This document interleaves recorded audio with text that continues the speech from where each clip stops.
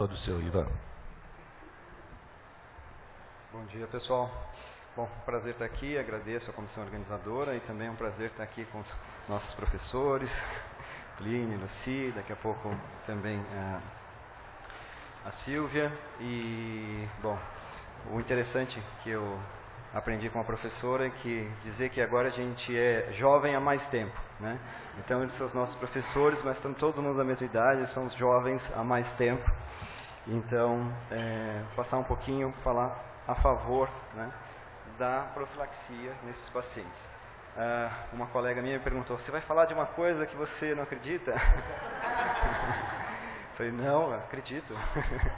Tem bastante coisa falando que é bacana a gente fazer a profilaxia e eu vou mostrar um pouquinho para vocês, né? Então a gente vai falar um pouquinho, só para contextualizar, um pouquinho dos tipos de neutropenia, também uma visão geral, para que pacientes, a gente não tem dúvida que precisa fazer profilaxia e quais profilaxias, só pincelar um pouquinho, e também o que se espera como resultado dessa antibiótico profilaxia, o que a literatura nos mostra e as mensagens finais. Então, assim, tipos de neutropenia, acho que todo mundo aqui já está habituado, mas só para a gente contextualizar. A neutropenia, né, contagem de neutrófilos menor que 1000, com tendência à queda, né? Agora, uma neutropenia moderada seria menor que 500 e a grave menor que 100. E a gente classifica como uma neutropenia prolongada aquela que você acha ou tem certeza que vai durar mais de 7 dias. E também aqueles pacientes que estão, tem que ter febre, né? E com uma tendência à queda desse número de neutrófilos. Então, assim, o que as sociedades falam, né? A Sociedade de Oncologia, junto com a IDSA, então tem um painel de especialistas de 2018, que é o que ainda está valendo para nós aqui, é que você não tem dúvida sobre algumas profilaxias. Então, por exemplo, profilaxia para pneumociste girovese quando você faz com o Bactrim. Isso não tem dúvida, principalmente se o paciente estiver usando algum análogo de purina, se ele tiver com uma dose de prednisona maior que 20, você não tem dúvida de que essa profilaxia vai fazer bem para o paciente e vai ser adequada. As profilaxias antifúngicas também, a gente não tem dúvida do uso do fluconazol em alguns pacientes, né, principalmente os pacientes de transplante de células tronco hematopoéticas. Uma coisa interessante aqui à esquerda que fala que a profilaxia não é recomendada para pacientes de tumores sólidos. Apesar de que, às vezes, em algum dos protocolos da oncologia, fala que, olha, essa quimioterapia vai causar uma neutropenia um pouco mais prolongada e até recomende. Na prática, a gente é contra. Tá? Essa aqui é a figura clássica, né, só para trazer, está no Mandel e tudo, que mostra que esses primeiros 100 dias do paciente, principalmente o de transplante de células tronco hematopoéticas, são críticos principalmente para as bactérias gram-negativas, alguns gram-positivos e as enterobactérias. Então, quando a gente pensar em profilaxia antimicrobiana, a gente vai focar nessas bactérias, né? Então, assim, a gente tem que pensar também, as sociedades falam, naquele paciente que tem alto risco, né, de desenvolver neutropenia febril, e o objetivo de você fazer uma profilaxia antimicrobiana é você tentar diminuir os eventos de neutropenia febril e também diminuir os eventos de infecção de corrente sanguínea documentadas, né? Então, aquele paciente com menos de 100 neutrófilos e que você acha que vão ficar por mais 7 dias assim. Pacientes com síndromes mielodisplásicas, pacientes submetidos a transplante de células tronco hematopoéticas, principalmente os halogênicos. Agora, os pacientes autólogos é que é a grande dúvida, porque alguns protocolos trazem que você deveria fazer e outros pesam riscos e benefícios de você fazer. Se você acha que o paciente vai ficar neutropênico menos do que 8 dias, a gente não indicaria. Se for de 8 a 15 dias, é que você vai discutir um pouco. E esses painéis discutem um pouco essa questão. Tá? Mas onde tudo isso começou? Começou em 2005, quando o Bucanev publicou no New England, colocando uma grande diferença, então, dos pacientes que tomavam a profilaxia com levofloxacina, com uma fluoroquinolona, diminuindo, então, mostrando um P de 0,001 que eles tiveram, então, 65% só de episódios de neutropenia febril, contra 85% no grupo que não usou a profilaxia. E aí saiu no New England e todo mundo começou a seguir. Agora vai, agora a gente tem que fazer profilaxia para todo mundo com fluoroquinolona. No meio dessa jornada aí, a fluoroquinolona foi acusada de uma série de coisas, né? As quinolonas foram tratadas como mordomo, então elas fazem mal para tudo, e você ficou nessa dúvida. Mas tem tantas sociedades recomendando o uso, e agora, né? Mas enfim, essa foi a primeira publicação e que trouxe à tona toda a discussão a respeito disso, tá? Então, assim, respondendo a minha colega que falou, você vai falar sobre uma coisa que você não acredita? Bom, depois de ler isso, depois de ver essa publicação, etc., a gente está achando que eu estou ali na janelinha, né? Sentei na janelinha, vou falar de uma coisa que está seguro, que pelo menos nesses dois quesitos a gente tem certeza. Você consegue diminuir o número de eventos de neutropenia febril na jornada desse paciente, e você consegue também diminuir hemoculturas positivas, né? Ou seja, infecção documentada por hemocultura, se você está fazendo a profilaxia. Mas isso não é tudo, né? Estamos aqui só infectologistas, a gente não quer dar fluoroquinolona para todo mundo por um tempo prolongado. Daí a pergunta da minha colega, você vai falar de uma coisa que você não acredita? Porque a gente sabe que talvez a gente tenha danos sobre isso, e não só naquele paciente, mas em toda a comunidade daqueles pacientes que estão juntos ali com resistência bacteriana. E também a questão, reduz mortalidade? Teoricamente, né, deveria reduzir. Se eu diminuo infecção de corrente sanguínea, que é uma das infecções que tem maior mortalidade das que a gente estuda, teoricamente eu deveria diminuir mortalidade. Mas aí é que mora a questão, que a doutora Silvia daqui a pouquinho vai falar com vocês melhores que eu. Tá? Então, assim, os fatores de risco dessa neutropenia febril em pacientes com cânceres, tem vários artigos que discutem bastante, e esse é um deles que mostra, então, alguns fatores de risco que também vão provocar que esse paciente tenha mais eventos de neutropenia febril e que tenha um desfecho desfavorável e infecções de corrente sanguínea e até mortalidade. Então, idade avançada, baixa capacidade funcional, comorbidades, baixa contagem de neutrófilos basais, então quando ele começou com a neutropenia febril, quantos neutrófilos ele tinha, se era muito baixo, IMC também muito baixo, doenças avançadas, e o tipo de quimioterapia que ele fez é um dos principais preditores também, né? Então, e hoje em dia, uma coisa que se discute bastante, são estudos de análise genética, para você saber se esse paciente, através de farmacogenética, como ele vai responder àquele esquema de quimioterapia e se ele realmente vai ficar com neutropenia prolongada. Isso é um grande futuro, né? Você estudar farmacogenética do paciente e saber dar a droga certa para aquele paciente. Isso eu acho que vai ser o futuro, com certeza. E aí um pouquinho sobre a frequência desses pacientes submetidos ao transplante de células tronco hematopoéticas. Então, até 90% desses pacientes vão ter pelo menos um episódio de neutropenia febril. Micro-organismos identificados em hemocultura é bem mais raro, depende do seu hospital, depende do seu laboratório, mas a gente vai ter até 40% dos casos só. Acho que a maioria dos hospitais está mais perto dos 10%. Complicações graves, então, mesmo no autólogo, a gente tem de 1 a 10% desses pacientes, e tem aí a bibliografia que fala um pouquinho disso, e também todos que falam a respeito das fluoroquinolonas nesses pacientes. Então, assim, aqui é interessante que foram 12 estudos observacionais, e a taxa, esses dois pontos, diminuir episódios de neutropenia febril e hemoculturas positivas, mostraram em todos os 12 estudos analisados que foi satisfatório, você conseguiu reduzir bastante, está aqui o N e o odds ratio.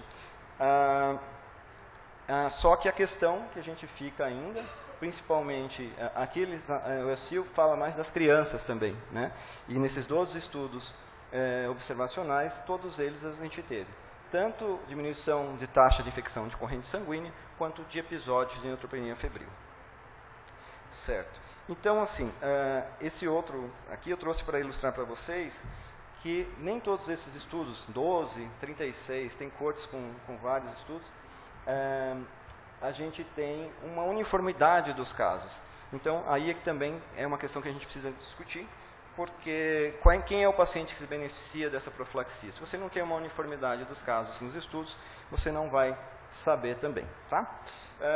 Esse estudo é para ser, eles fizeram para comparar cipro ou a levo, né, uma quinolona respiratória.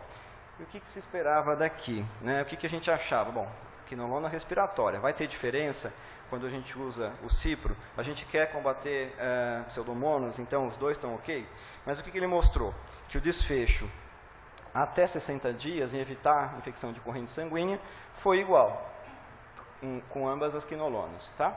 Mas não houve clostridioides nos dois braços, mas aqui a questão que a pneumonia foi mais frequente no grupo cipro, então um P de 0,028 para o grupo cipro ter mais pneumonia. Então, a gente já escolheu qual é a quinolona que a gente quer usar. Né?